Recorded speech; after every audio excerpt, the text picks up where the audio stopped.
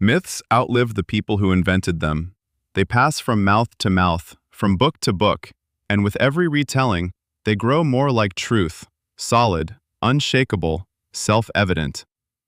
Then a historian arrives, opens a yellowed manuscript, or uncovers an object in a museum storeroom that fits no familiar pattern, and the whole house of cards collapses. These are exactly the stories gathered here. 30 chapters, 30 exposés, 30 moments when reality proves far more fascinating than the legend.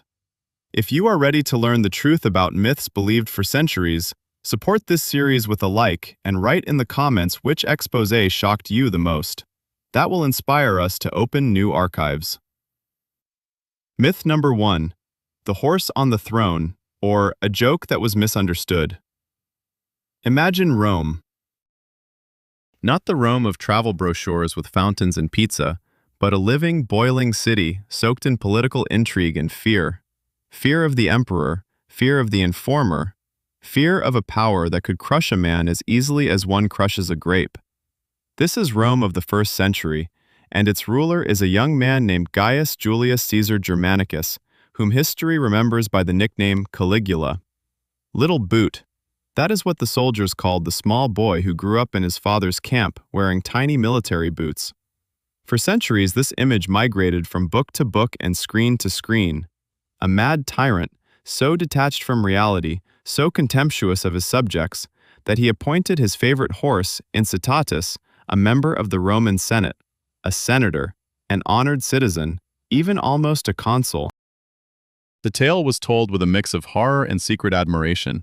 Here was absolute despotism at its most grotesque. Here was a man who had turned politics into farce and forced the empire's highest officials to sit beside a horse at a session. The story works brilliantly. It is neat, complete, and ideal for illustrating the maxim that absolute power corrupts absolutely. It entered textbooks, novels, films. It became synonymous with political madness. Now open the single primary source from which this story is known. That is Suetonius, a Roman biographer who wrote his Lives of the 12 Caesars about 80 years after Caligula's death. 80 years. That is like a modern writer describing events from the early 20th century based solely on rumors that reached him through third parties. And what does Suetonius actually write? He uses the phrase, "they say that he intended to make Incitatus consul. He did not make him consul. He intended to, according to reports." The biographer does not assert that it happened. The historian Mary Beard, one of the foremost specialists in ancient Roman history, spent years studying the imperial sources and reached a conclusion that overturns the usual picture. Caligula, it seems, most likely spoke his famous line about Incitatus as a political joke. A cruel, provocative, deliberately offensive, yet a joke. The German historian Alois Winterling developed this idea in his biography of the emperor and exposed the mechanism behind the provocation. Putting a horse on the same level as the senators is a way of telling them, plainly and to their faces, what you think of their dignity, their worth, their political significance. It is not madness. It is rage expressed through the absurd. Think about it. Caligula grew up at a court where politics meant survival. His father Germanicus died under suspicious circumstances. His brothers and his mother were destroyed by the previous emperor Tiberius. He watched the system at work. He knew the price of every senatorial vote, every bow, every smile in the marble hall. And when this young man, who had endured so many betrayals, proclaimed that his horse could do the work of a senator, perhaps he was telling the truth, or at least what he believed to be true about his senate. The real Incitatus, by the way, lived in luxury. This is reliably attested in the sources. He had a marble stable, an ivory manger, a blanket of purple cloth, and a necklace of precious stones. Guests visited him, and feasts were held in his honor, perhaps another scornful jest by the emperor. But he was not a senator, never. The myth outlived the truth for a simple reason. The truth is too subtle. It demands too much context, an understanding of first-century politics, familiarity with the sources.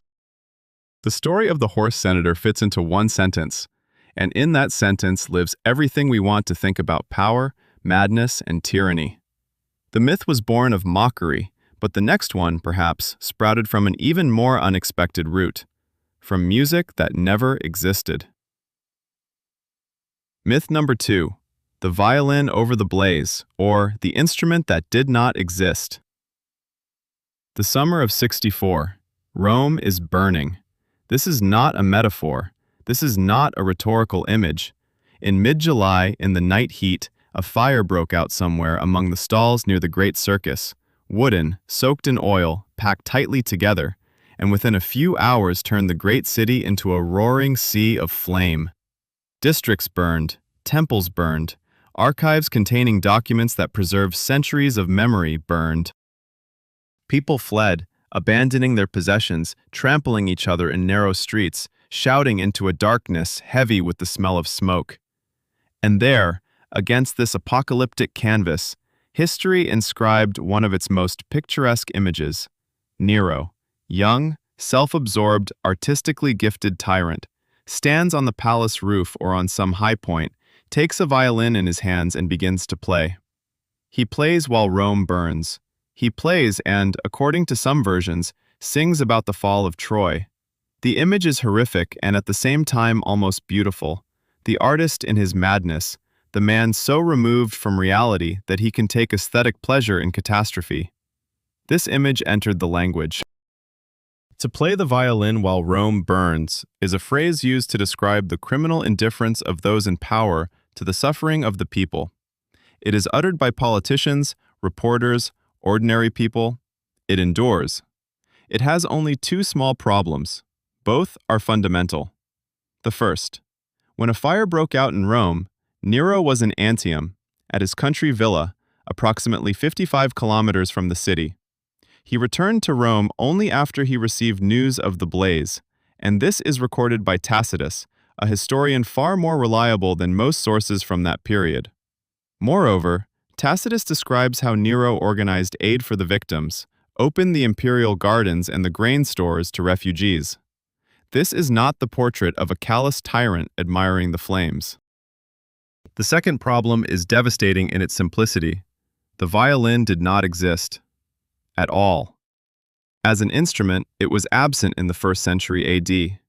The violin appeared in northern Italy in the 16th century, about 1,500 years after Nero's death. If you played anything, which itself is not confirmed by reliable sources, it would have been a kithara, a Greek stringed instrument similar to an elaborate lyre. Nero did indeed have a passion for music and singing, which in Rome was seen as unbecoming for an emperor, and this, apparently, fed his bad reputation. But from enjoyed singing to played a non-existent instrument over a fire he was not at is a vast distance. Tacitus, cautious and skeptical, wrote that some accused Nero of arson, while others said the fire was accidental.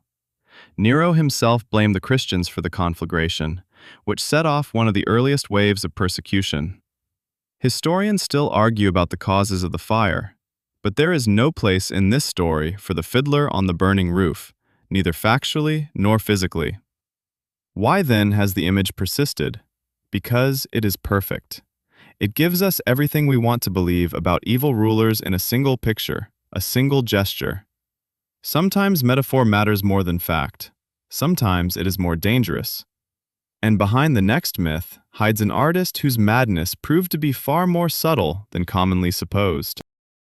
Myth number 3. The artist's ear, or what really happened that night in Arles. December 1888, Arles in the south of France. The night was cold and starry, the kind of night the artist later rendered in paints as thick as the darkness itself.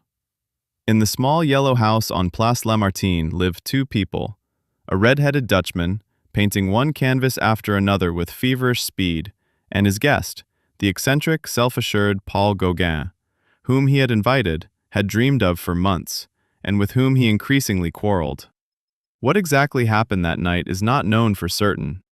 It is known that an argument erupted between them. It is known that Gauguin left the house. It is known that later, in the stillness of the night, Vincent van Gogh took a razor and cut off part of his own ear.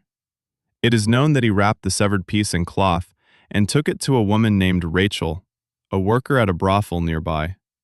It is known that he was found the next morning, bleeding. And here the myth begins. In the public imagination, this episode turned into a tale of an artist seized by madness who cut off his ear entirely. The whole ear. For some reason, that phrase, the whole ear, became fixed everywhere, in biographies, in films, in popular retellings. More dramatic, more insane, more persuasive. In 2016, researchers made a find that put the matter straight. A drawing by Dr. Felix Ray was uncovered, the young physician who treated Van Gogh at the Arles Hospital that night. In that hand sketch, addressed to the American doctor Irving Stone, Dr. Ray showed with anatomical precision what had actually been severed, the lower part of the left earlobe, a small fragment, not the whole ear. Where did the idea of the whole ear come from? Partly from the artist's self-portraits. Van Gogh painted several self-portraits with a bandaged ear, and they became iconic images. But he painted himself by looking in a mirror, which means the mirrored image turned the injured left ear into an apparent right one. That produced confusion and conjecture, which over time gathered details. There is another layer to this story that art historians still debate. German researchers Hans Kaufmann and Rita Wildgans in 2009 proposed the theory that Gauguin cut off the ear himself during an argument that grew violent. The theory is disputed, not accepted by the majority of historians, but it is telling. Even in this seemingly well-known episode, the complete picture continues to elude us. What remains certain? The artist, a genius tormented by an illness that at the time could neither be named nor cured. Night. Pain. A small but real piece of flesh wrapped in cloth. And a legend that grew over reality like ivy over a wall, until the wall itself could no longer be seen. The next myth is also connected to the body, but this time to a body encased in steel that supposedly could not move. Myth number 4. The Iron Man, or the truth about knightly armor. If you have seen at least one Hollywood medieval film, and you have, you know this scene by heart. A knight in full armor stands before battle. Several squires clothe him, sweating from the effort. Then he awkwardly mounts a horse with the help of a crane or a ladder. Then he moves clumsily across the battlefield, like a tin can being opened by an opponent. If he is unhorsed, that is it. He is helpless, lying like an overturned tortoise until he is finished. That is cinema, that is not history. Medieval knightly armor is one of the era's most remarkable engineering achievements. A 15th century Gothic harness weighed on average from 15 to 25 kilograms, roughly the same as the kit of a modern infantryman. But the crucial difference was not the weight, it was the distribution. The armor fitted the body over its entire surface, spreading the load evenly across the shoulders, the back, the hips, the shins. No concentration of weight in a single point. The joint articulations, elbows, knees, hips, were engineered with such care that they allowed an almost complete range of motion. Curators at the Metropolitan Museum of Art in New York conducted an experiment, fitting volunteers with authentic 15th century armor from the collection. The participants could not only walk and run, but also sit, crouch, and simulate combat moves. One volunteer, taking a running start, vaulted onto a horse, without a crane, without a squire, without a mounting ladder. Knights truly did train in their armor, and specific exercises for this purpose are recorded in medieval fencing manuals that have survived. They jumped over obstacles, they climbed ladders and battlements, they engaged in foot combat that demanded agility and speed. The notion of a knight as an immobile statue on the battlefield collapses at the first encounter with the primary sources. Where then did the myth of the helpless knight originate? Partly from the later, ceremonial armors of the 16th and 17th centuries, which were indeed extremely heavy and made for parades rather than combat. Partly from Romantic-era literature, which fashioned a particular image of the Middle Ages, ponderous, solemn, and ornate. Partly from the simple logic of, if it is metal, it must be heavy and clumsy, which overlooks the ingenuity of medieval armorers. The master armorer who forged a suit worked with a specific person, his height, weight, and body proportions. A custom-made Gothic harness sat on the body like a second skin.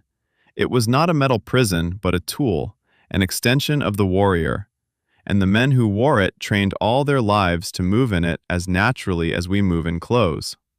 The tale of the helpless knight is a tale of descendants' ignorance about engineering.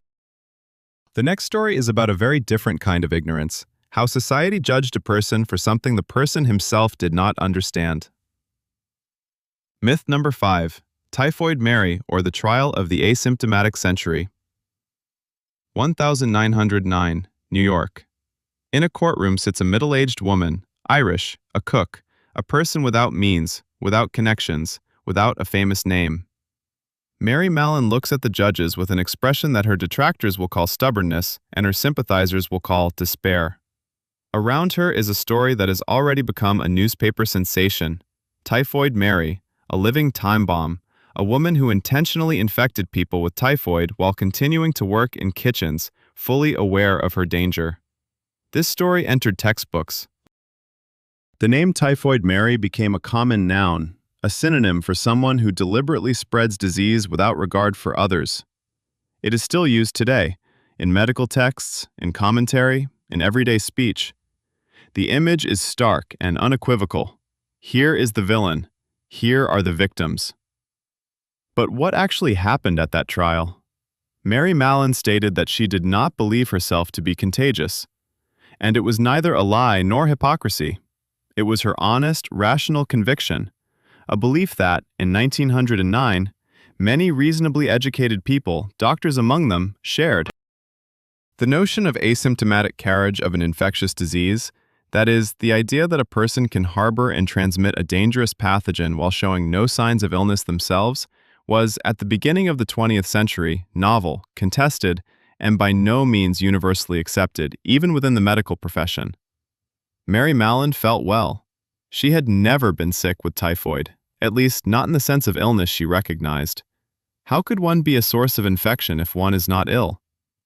This was not a rhetorical question for her. It was a genuine intellectual dilemma that medicine of that time had not yet learned to resolve. Her first forced confinement on the island, 3 years in isolation, was ended after she promised never to work as a cook again. But she returned to that occupation, under another name. At that point, sympathy among scholars diverges.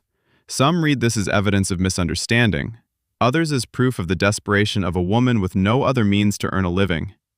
In the end, she was arrested again and detained, this time for the remainder of her life, 23 years in isolation.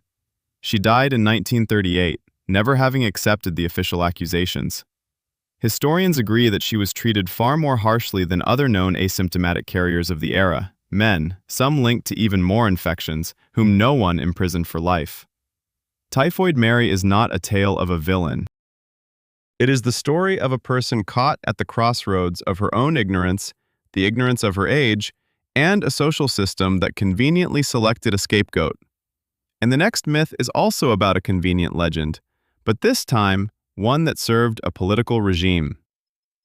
Myth number 6, Mussolini's trains, or how propaganda is born. Some phrases live apart from their context. At least under him, the trains ran on time is one of those. It contains everything, recognition of brutality, and simultaneously its justification through efficiency. Some say it with bitterness, others with furtive admiration. It is applied to various dictators in different countries and decades, but originally to Benito Mussolini, who established the fascist regime in Italy in the 1920s. The story goes like this. Before Mussolini, the Italian railways were chaotic, late, unreliable. The fascists came to power, and suddenly the railways ran like clockwork. Trains became punctual, clean, without delays. That was the principal argument of the regime's apologists. Political freedoms might be curtailed, but there was order, there was efficiency, there were the trains. The problem is that the trains had already been running to schedule before. Most of the modernization of the Italian railways was carried out in the period from 1900 to 1922, in other words, before Mussolini came to power.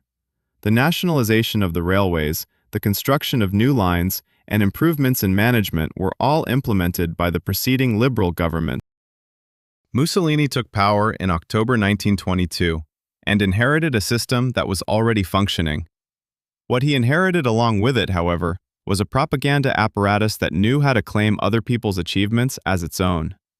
Foreign journalists and tourists came to Italy, rode the trains, noticed their punctuality, and wrote about it as if it were an accomplishment of the regime, either unaware of or indifferent to the actual history. The fascist press eagerly reproduced those accounts. The legend grew. Moreover, even during Mussolini's rule, Italian trains were delayed. Not systematically, not catastrophically, but delayed. No regime can eliminate technical failures or adverse weather. The difference was that under Mussolini, such delays were not reported in the newspapers.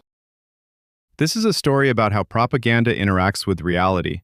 It does not always lie outright. It simply appropriates others' merits, keeps quiet about inconvenient facts, and repeats the same claims loudly and long enough that they become common knowledge. The next myth grew from a similar process, only this time the subject is knights rather than trains, and the mechanism is 19th century romantic fantasies rather than overt propaganda. Myth number 7. The knight with a book, or the educated warrior of the Middle Ages. When we hear the word knight, a particular image springs to mind: a huge man in steel armor, able to cleave with a sword, gallop on horseback, and perhaps perform a courtly bow to his lady, but hardly someone reading Latin by candlelight or studying law. The notion of an illiterate warrior, strong but unlearned, has become so entrenched in culture that it seems self-evident. The Middle Ages are darkness, and knights are their emblem. But the historical evidence tells a very different story. Knightly education in the late Middle Ages, especially from the 12th to the 13th centuries, included more than just combat training. The educated knight was the ideal of courtly culture.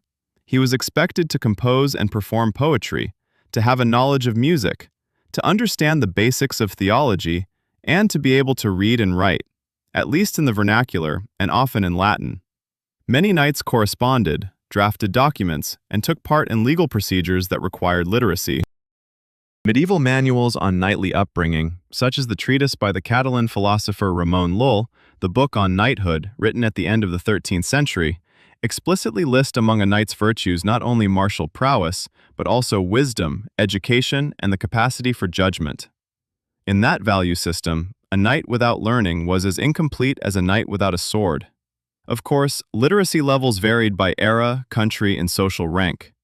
A poor knight from a provincial castle might indeed have been unable to read, but the claim that the knightly class was uniformly illiterate is exactly what it is: a romantic stereotype fashioned in the 19th century.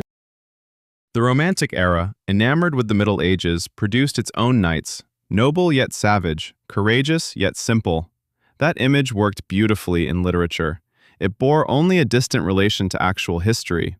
The tale of the illiterate knight tells us more about the 19th century than about the 12th.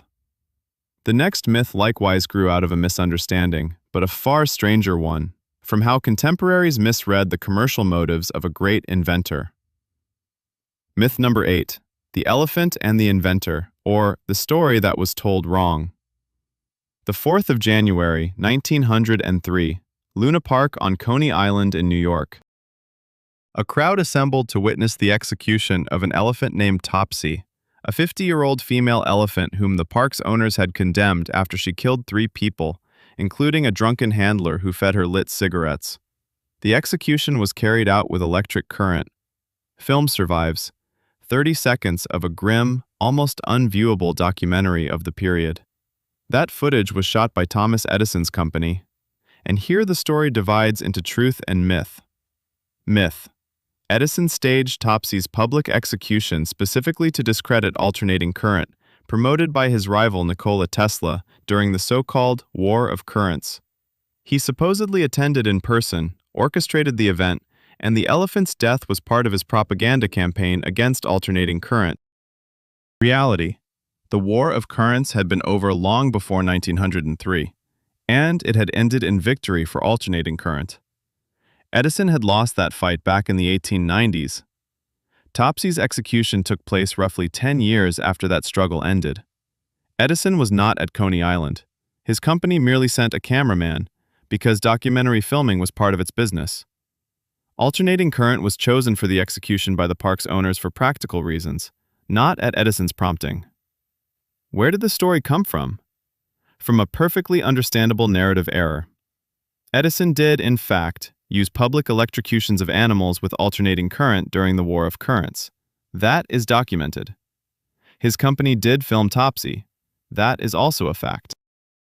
When those two facts are linked in the mind of someone unaware of the chronology, they form a coherent story, false but coherent. Topsy's death is a tragedy in itself and needs no embellishment.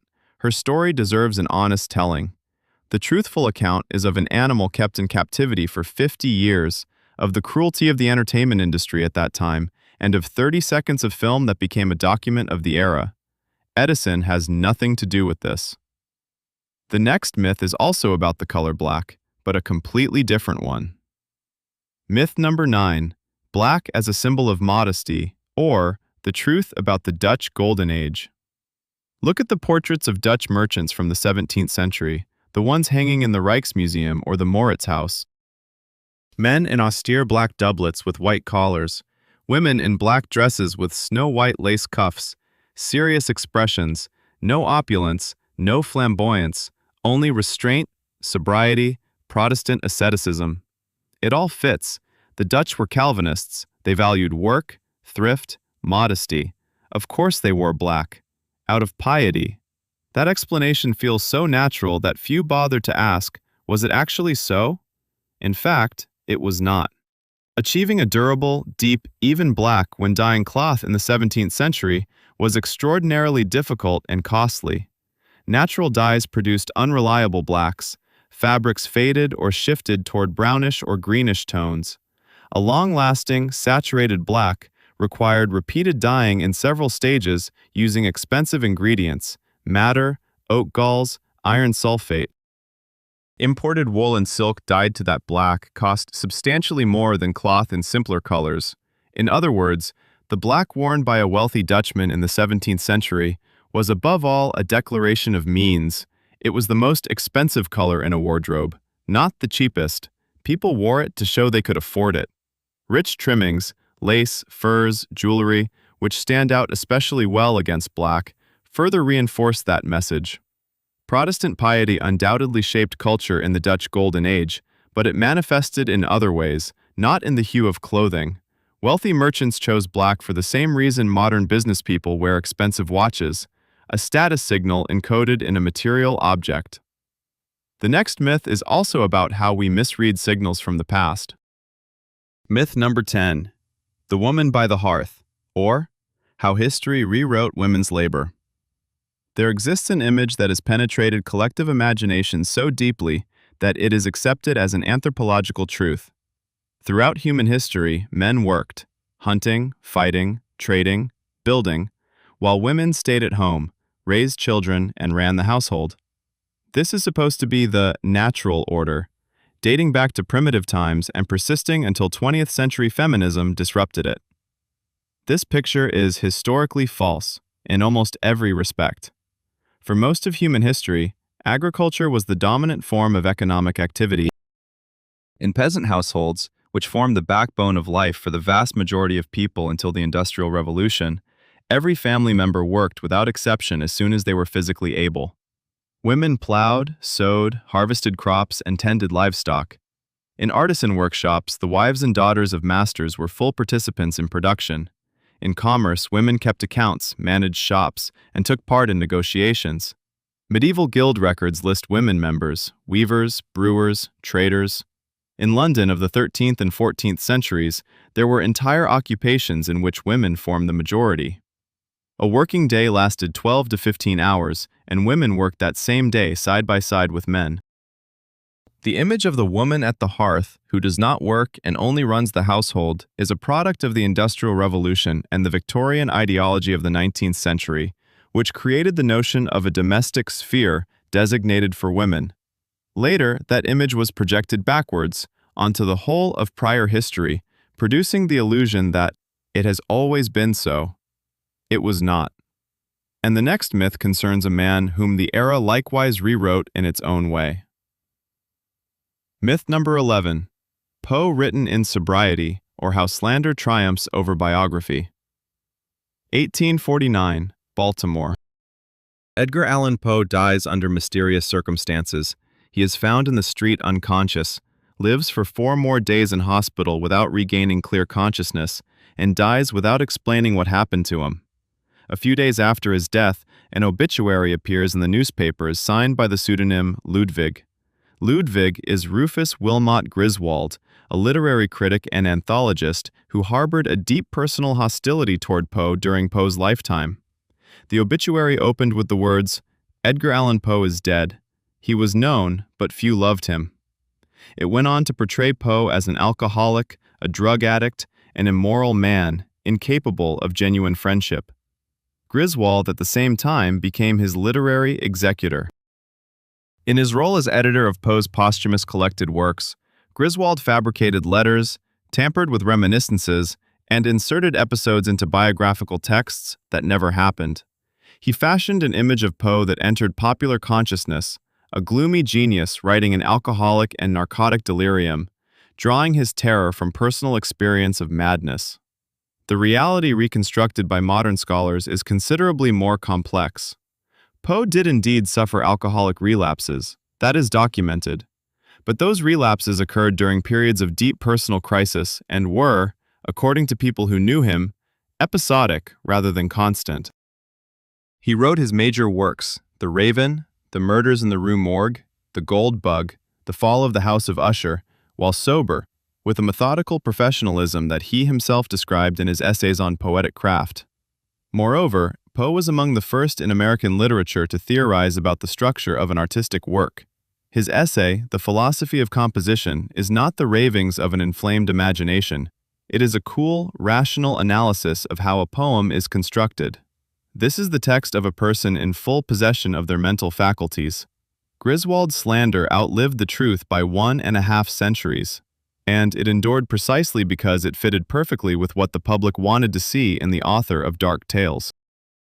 The next myth concerns another person who is likewise often quoted without the original being read. Myth number 12. The Turkey versus the Eagle, or the letter that was misread. One of the most persistent American historical anecdotes. Benjamin Franklin, founding father, diplomat, scientist, inventor, allegedly proposed making the wild turkey, not the bald eagle, the national emblem of the United States. According to the tale, the eagle was a bird of poor character, while the turkey was brave, dignified, and truly American. The story is told with a smile. Even the founders sometimes voiced odd ideas. In fact, Franklin never made such an official proposal. He never insisted on the turkey as the national symbol. He never argued against the eagle in formal debates or documents. The source of the entire myth is one single private letter written in January 1784 to his daughter Sarah. In that letter, Franklin ironically remarks that the eagle on the seal of the Society of the Cincinnati looks more like a turkey, and adds that the turkey is in some respects a more respectable bird, not a coward, not one to steal food from others. It was playful paternal chatter in a private letter, not a governmental stance. The letter itself was not published during Franklin's lifetime.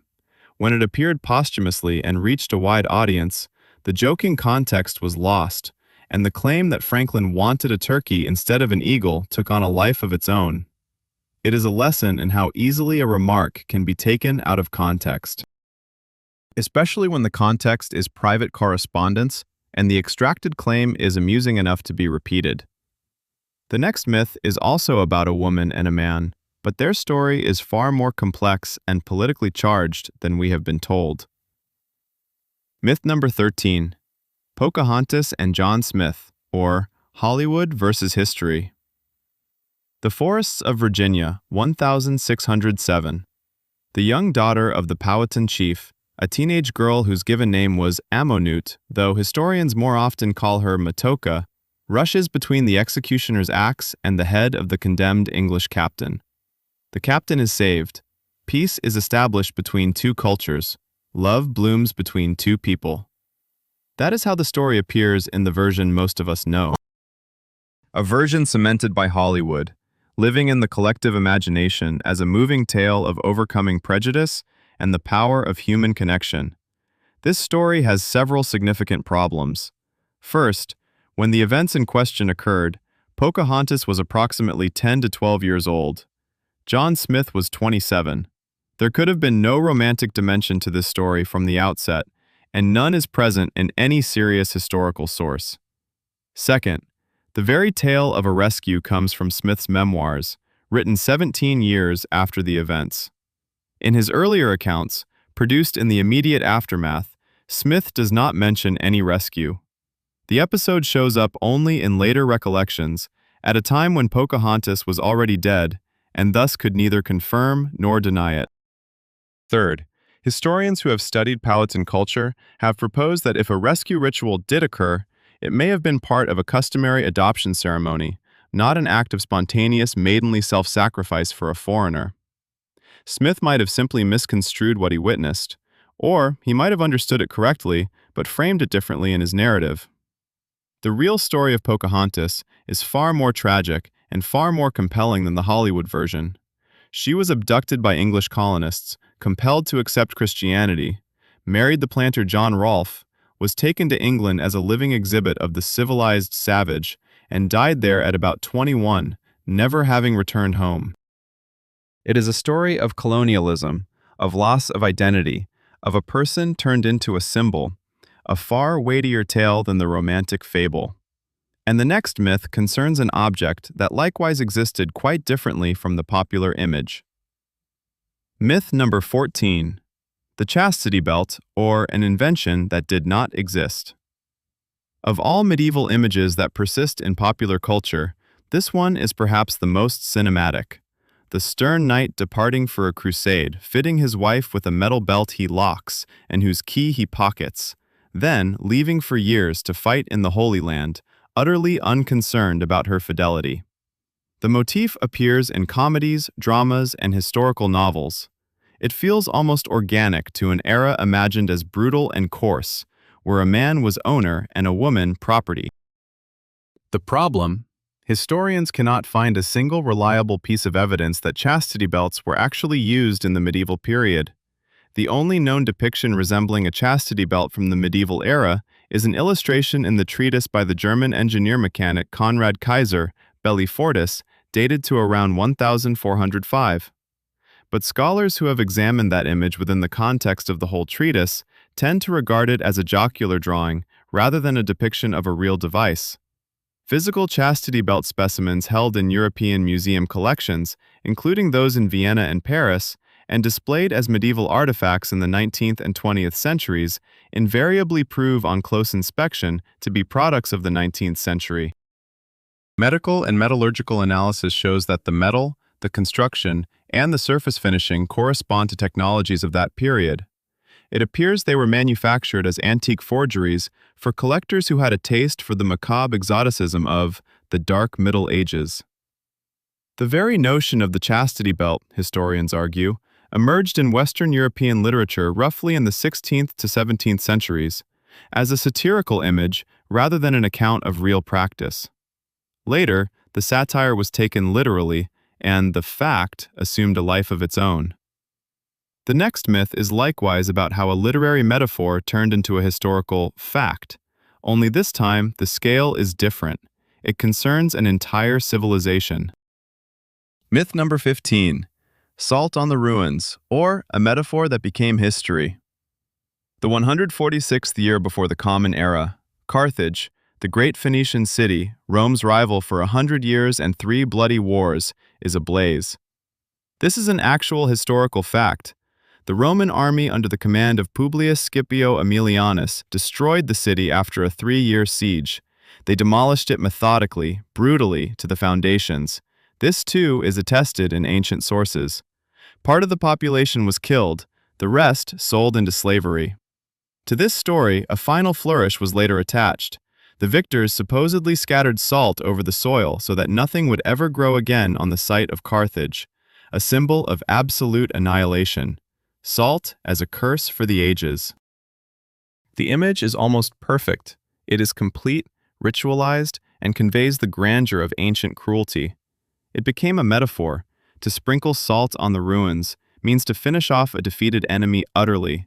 It is used in political writings, in fiction, in historical analogies. There is only one problem. Not a single ancient source, neither Polybius, nor Livy, nor Appian, nor Strabo, nor any of those who wrote about the destruction of Carthage, mentions any salt. Not a word. The sources describe the burning, the razing of walls, the deaths, the sale into slavery, but not salt. Historian Benham Still carried out a detailed study of the issue and found that the tale of the salt appears in American historiography in the 19th century. The first known reference in a modern text dates to 1863.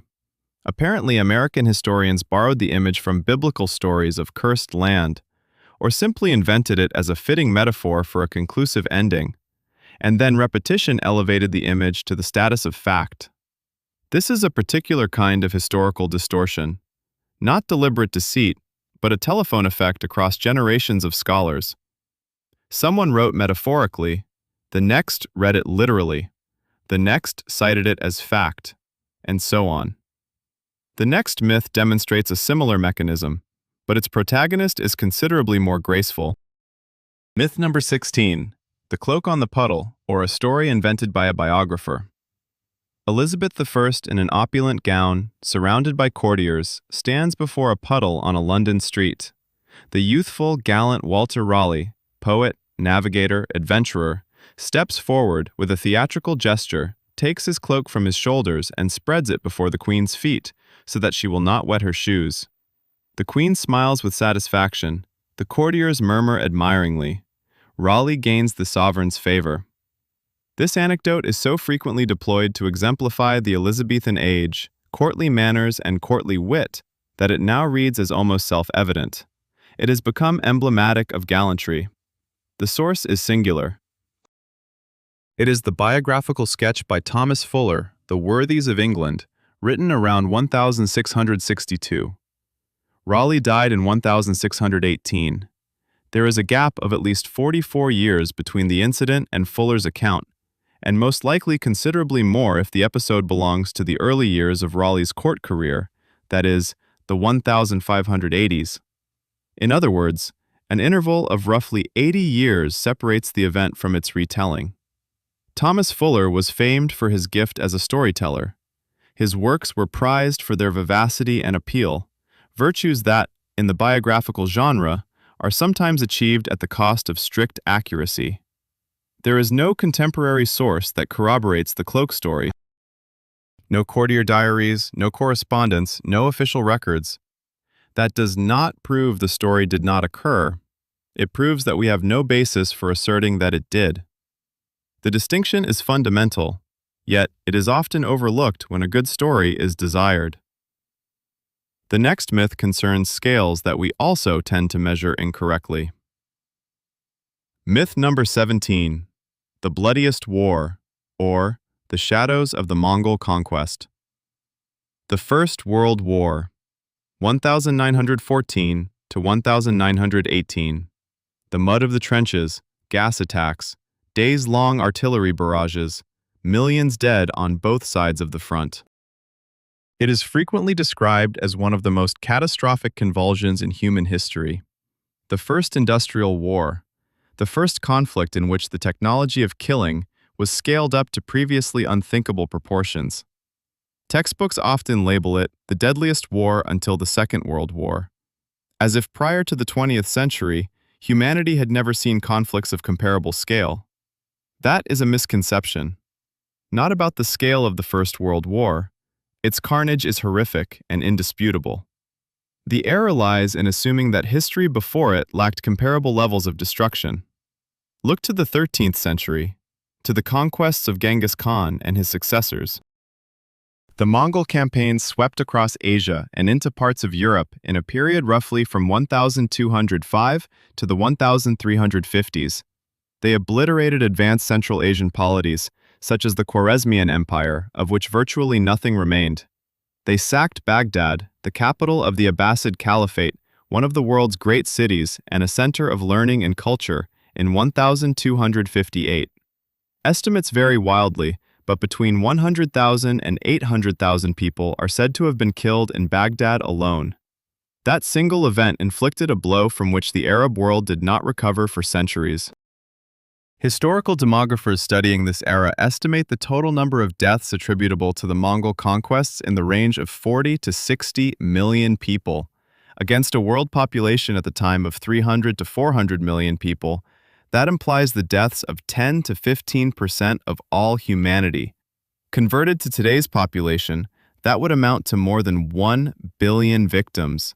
The First World War claimed roughly 17 million lives, an appalling figure. Yet relative to the share of the global population, the Mongol conquests were incomparably more devastating. They remain less visible partly because their victims could not record their own histories. Their written cultures were destroyed along with their libraries. The next myth concerns another shadow people prefer not to acknowledge. Myth number 18. Slavery and the North, or the history they do not want to remember. Slavery in the United States is commonly presented as a Southern phenomenon. That familiar outline is cotton plantations, columned mansions, the Confederacy. The North, by contrast, stands for industry, liberty, and opposition to slavery. That is why the Civil War is often framed as a split between a slaveholding South and a free North. This narrative is convenient. It draws a clear moral line and lets residents of northern states see themselves on the righteous side of history. It is, however, false. By the end of the 17th century, slavery existed in all 13 British colonies. New York, the largest city of the northern colonies, had the second highest proportion of enslaved people in North America by the 18th century. In New York, slavery was not officially ended until 1827, more than half a century after the Declaration of Independence. Some estimates suggest that enslaved labor was used in building and maintaining much of the city itself. But it is not only a legal question about slavery on the North. The northern industrial economy was deeply entwined with the slave system through cotton.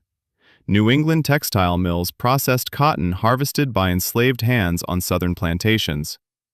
New York financial firms underwrote plantation agriculture. New England insurance companies covered enslaved people as property. When historians say slavery was Southern, they are mapping the geography of plantations, not the geography of the system. The system was national. Acknowledging this unsettles a convenient narrative. History rarely fits tidy stories. The next myth concerns a movement usually described in similarly simplified terms. Myth number 19. The 60s feminism, or the invisible women of the movement. Ask most people about the feminist movement of the 60s and 70s of the 20th century in the United States, and the image that will likely come to mind is a white, middle-class woman with a college education, perhaps a graduate of a prestigious university, weary of the role of housewife. This persistent picture presents second-wave feminism as a movement of the privileged. That image has occupied disproportionate space in collective memory, pushing out many of the people who, in significant measure, were at the movement's origins. Historians of feminism who have worked in the archives of labor unions and civil rights organizations from that era show that the revival of feminism in the early 1960s was largely a working-class movement. Women employed in factories and the service sector, Black, white, and Latina, confronted concrete economic demands: equal pay for equal work, protection from sexual harassment on the job, and paid maternity leave.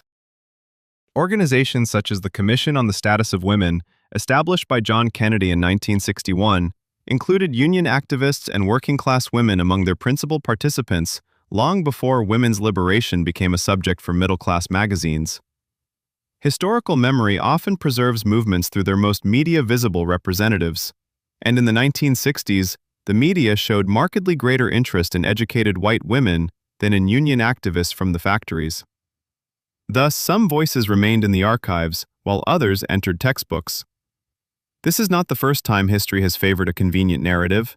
The next myth is among the most politically significant in that collection. Myth number 20. States' rights, or what the Confederates themselves wrote. The Civil War in the United States, 1861 through 1865, was one of the bloodiest conflicts in American history. Around 650,000 dead, by some estimates more. And one of the most persistent myths in American historical memory, that the Confederacy fought not for slavery, but for the principle of states' rights, the right of regional governments to set their own policies without federal interference. This interpretation spread after the war and became known as the Lost Cause. According to it, the Confederacy was a noble enterprise defeated by a numerically superior foe, and the causes of the war were far more complex than the mere preservation of slavery.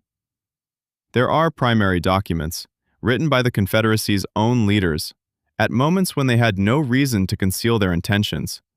The Declarations of Secession, official state documents adopted by the Confederate States in 1860 and 1861, name the reasons for secession plainly and unambiguously.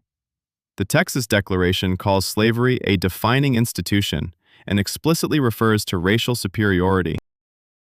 The Mississippi Declaration opens with the words, "Our position is fully identified with the institution of slavery." The Georgia Declaration is devoted almost entirely to defending slavery against federal restrictions. Alexander Stephens, the Vice President of the Confederacy, in his famous Cornerstone speech in 1861, openly stated that slavery was the cornerstone of the Confederacy. These are not historians' interpretations. These are the words of Confederate leaders, recorded in official documents. The narrative of states' rights was fashioned after the defeat, partly as a psychological coping device, partly as a political tactic. The following myth concerns a man whose actual achievements likewise became entangled in a knot of simplifications. Myth number 21, Franklin and the Kite, or Who Discovered Electricity? A thunderstorm. The year 1752. Benjamin Franklin, a kite in his hands on a stormy night, out in an open field, lets a string with a key fly into the turbulent sky and waits. Lightning strikes the kite. The key sparks.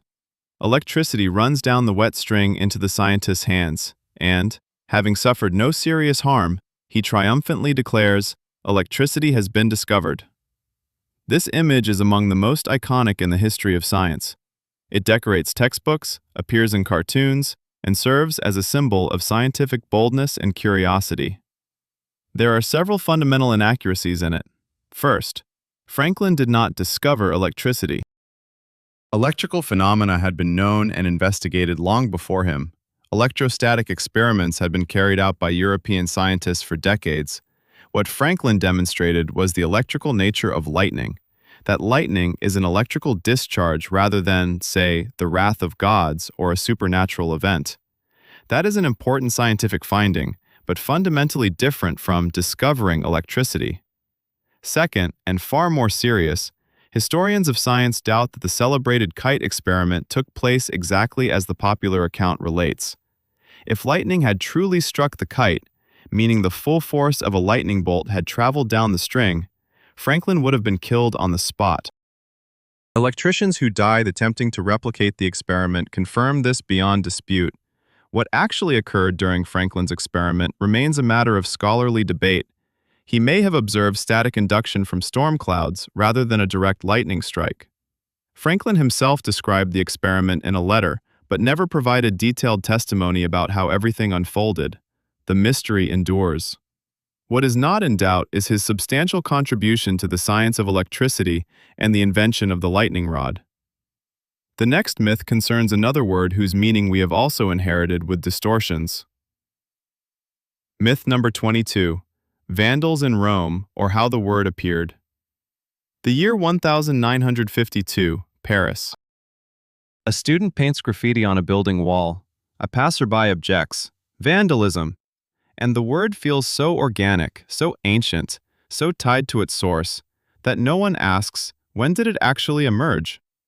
The word vandalism has existed for only about 250 years, and it was not coined by a historian recounting the sack of Rome by the Germanic tribe of Vandals in the 455th year.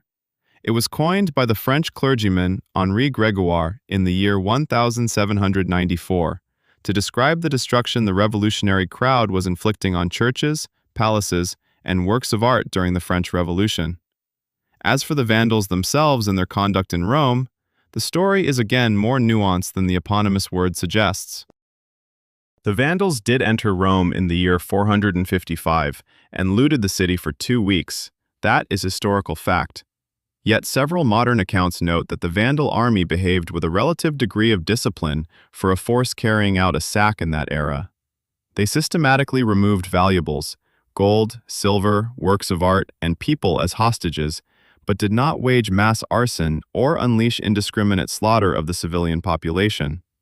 The contemporary author Prosper of Aquitaine recorded that the Vandal king Gaiseric forbade killings and burnings. Comparing this with other sackings of Rome, in the year 410, when the Visigoths under Alaric took the city, yields a surprising result. In some respects, the Vandals' behavior was less destructive. Gregory used Vandals as a smear against political foes, and the label stuck. The next myth is also about an image that endured contrary to the historical record. Myth number 23. Alfred and the Cakes, or How Popular Heroes Are Made. 9th century, West Saxony. The great English king Alfred hides in marshy lowlands, fleeing Danish Viking invaders who have routed his forces. He finds refuge in the hut of a poor peasant woman who, not knowing the identity of her guest, asks him to mind the cakes baking by the fire. Absorbed in strategic thoughts about saving his kingdom, Alfred forgets the cakes. They burn. The woman scolds him, unaware whom she berates.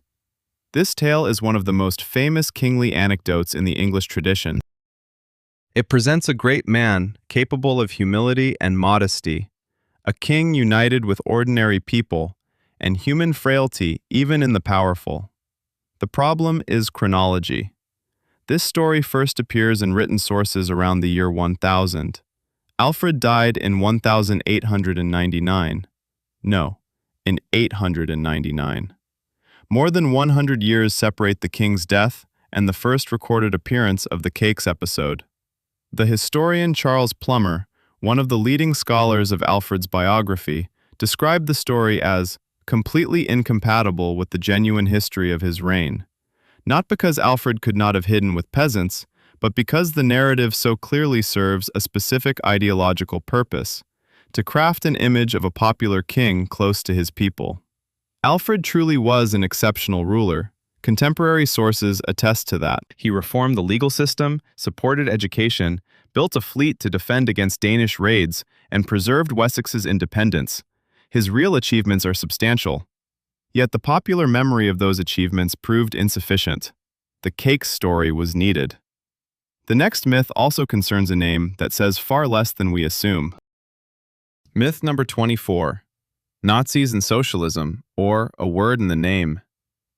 The National Socialist German Workers' Party. The name itself seems to declare the matter. Socialism, plainly. A workers' party. Socialist, right in the title. Therefore, the argument goes, Nazism is a form of socialism and the Nazis belong on the political left. This claim recurs with striking regularity in some political debates. History, however, tells a fundamentally different story. Adolf Hitler despised socialism, not as mere public rhetoric, but as a political system and an ideology, and his hatred was inseparable from his anti-Semitism. In his thinking, Jewish Bolshevism and Marxist socialism were interchangeable terms for a global plot against the German nation. Mein Kampf, his political testament written long before he seized power, devotes a large portion of its pages to combating Marxism. When the Nazis took power in January of 1933, among the very first people sent to concentration camps were socialists and communists, genuine left-wing politicians, trade union leaders, members of the Social Democratic Party of Germany. This happened literally in the first weeks after the Nazis came to power. The party's use of socialism in its name was a propaganda choice of the 20s when it sought to win working-class votes while competing with real leftist parties. It was marketing, not a political program. In practice, Nazi Germany's economic policies aimed at collaboration with big industry and the destruction of independent unions, the direct opposite of a socialist agenda. Reading political content out of a party name is about as sensible as deducing a dish's ingredients from the name of the restaurant. And the next myth concerns a place we also imagine very differently from how it once was. Myth number 25. Marble and bronze, or a Colosseum we do not know. When we picture the Colosseum, we picture picturesque ruins, massive arcades of yellowish travertine, an open ring of walls through which the sky is visible. It is one of the most recognizable silhouettes in world architecture, and it exists in our minds as that authentic image of Rome. But that is the Colosseum stripped for building materials, damaged by earthquakes and neglect over thousands of years. It is not the Colosseum Romans saw in the 1st or 2nd century. The Colosseum, inaugurated in the year 80 under Emperor Titus, was faced with slabs of white marble on the exterior, smooth, gleaming, reflecting the Mediterranean sun. Its interior was adorned with marble and bronze statues, niches with figures of gods and heroes, and polychrome marble floors. Decorative metal elements, bronze shields, ornamental crests embellished the facade. Beside the Colosseum once stood a colossal statue, a 30-meter bronze figure of Nero, later reworked as the sun god Helios, which, according to one theory, lent the amphitheater its nickname, Colosseum, from colossal. This statue vanished in the Middle Ages. Its bronze was melted down. The marble facing began to be stripped in the Middle Ages. The building material was too valuable to leave lying in a vast, idle amphitheater. Palaces, churches, and houses of Rome were built in part from stone taken from Colossae and other ancient monuments. What we call today ruins is therefore the result not only of time, but also of the deliberate use of a building as a stone quarry over centuries. What we see is a skeleton. And the next myth concerns words said to have been written where they never were. Myth number 26. Hic sunt dracones, or the migration of a cartographic legend. Here be dragons, hic sunt dracones. By common belief, cartographers of the Middle Ages and the Renaissance wrote this phrase on map areas where the known world ended and the unknown began. Blank spots of the unexplored, the edge of the world, terra incognita, and an inscription warning the traveler that beyond lay nothing but danger and unknown monsters. This image became a metaphor, a cultural cliché, the title of books, films, and computer games. It neatly captures the psychology of discovery, the border between the known and the unknown, the boldness of those who dared to cross it.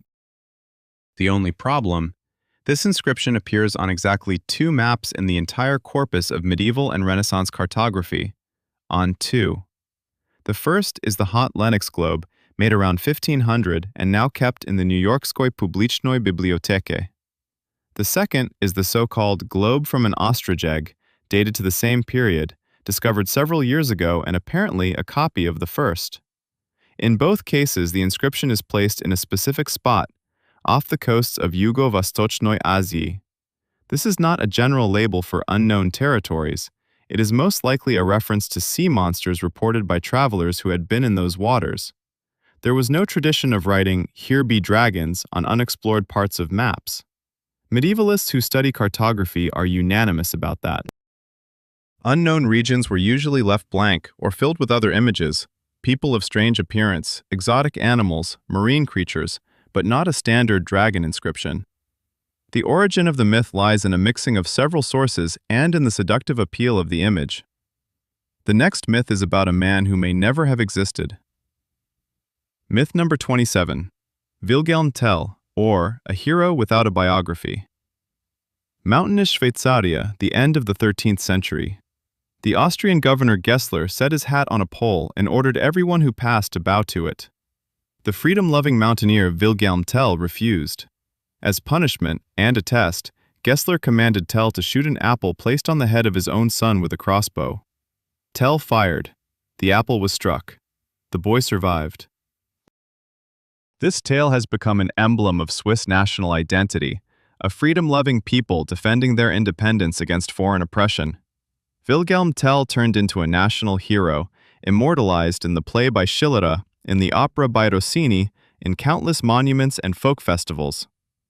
And yet, there is not a single contemporary document that confirms the historical existence of Tell. Swiss historians who have studied the matter over several centuries have established the following. The first written references to Wilhelm Tell appear in documents from about the 1470s, nearly 200 years after the events in question. For a historical legend, this is a vast interval. Not a single administrative record or chronicle of the time relating to the cantons of Uri, Schwyz, and Unterwalden mentions Tell by name. But an even more remarkable discovery is this. The plot about a skilled marksman forced to shoot an apple from his son's head exists in several Scandinavian sources, among them the Gesta Danorum of Saxona Grammatica, written around the year 1202, which recounts a similar episode concerning an archer named Toki. That is at least 2 centuries earlier than the supposed lifetime of Tell. Whether Tell was a real person, a legendary figure, or an adaptation of a Scandinavian motif remains a question that historians continue to debate. His non-existence does not negate anything essential about Switzerland's struggle for independence. That history is real. But Tell within it is a symbol, not a biographical individual.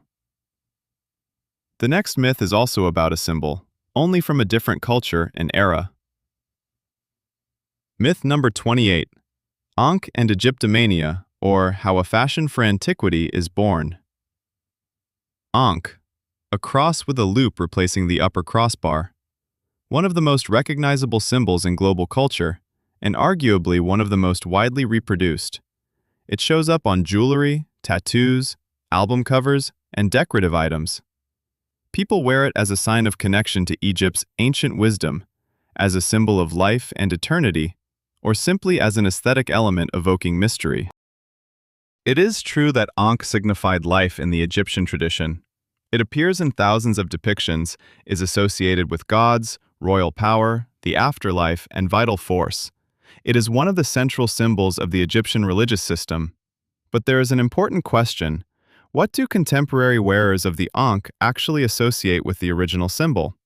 Modern Egyptomania, the mass fascination with Egyptian aesthetics and symbols, has a clear historical point of origin.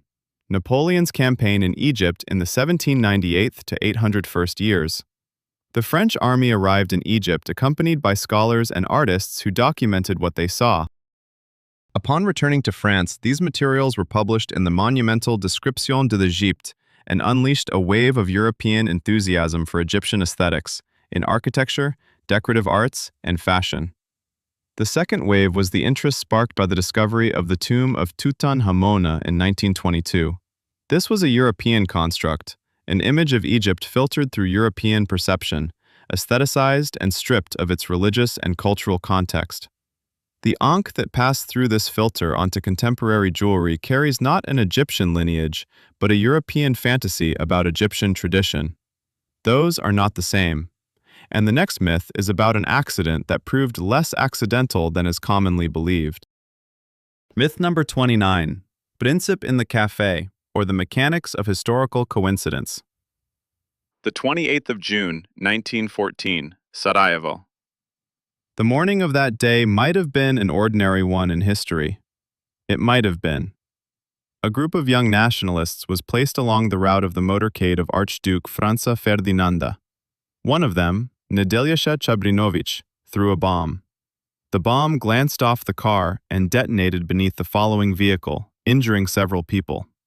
The cortege sped to the town hall. The assassination attempt failed. Gavrilo Princip, standing further along the route, understood that the moment had been missed. The motorcade had passed. He moved toward a nearby café or shop. Then came the chance conjunction of circumstances that altered the course of the 20th century. The cortege returned. After the official reception, the Archduke wished to visit the wounded in the hospital and took a changed route. The driver of the lead car had not received word of the change and turned the wrong way. The car stopped. There, exactly where Princip was standing. This episode is often recounted as one of history's greatest coincidences. The would-be assassin allegedly bumped into his target outside a cafe, having supposedly dropped in for a snack after a failed attempt. Historians who have examined the day through primary sources nuance the account. Yes, the route was altered. Yes, the meeting was accidental in the sense that Princip did not know beforehand that the motorcade would pass there, But Princip did not merely pop in for a bite and leave the area. He remained within the zone where the Archduke's car was expected to pass, deliberately waiting for an opportunity. He did not retreat after Nedelyasha Chabrinovich's failure. He waited. This was not mere chance. It was a combination of intent, patience, and circumstance, a mixture that often underlies events later described as fateful coincidences. History is not determined by chance, though chance plays a part in it, especially on days when nations' destinies are decided. And the final myth of this collection concerns a man whose fate is likewise rendered through an image far removed from reality. Myth number 30. The death of Chinggis Khan, or the general whom no one saw fall. He forged the largest land empire in the history of humankind. His armies marched from the Pacific Ocean to the Caspian Sea, from the Mongolian steppes to the gates of Central Europe.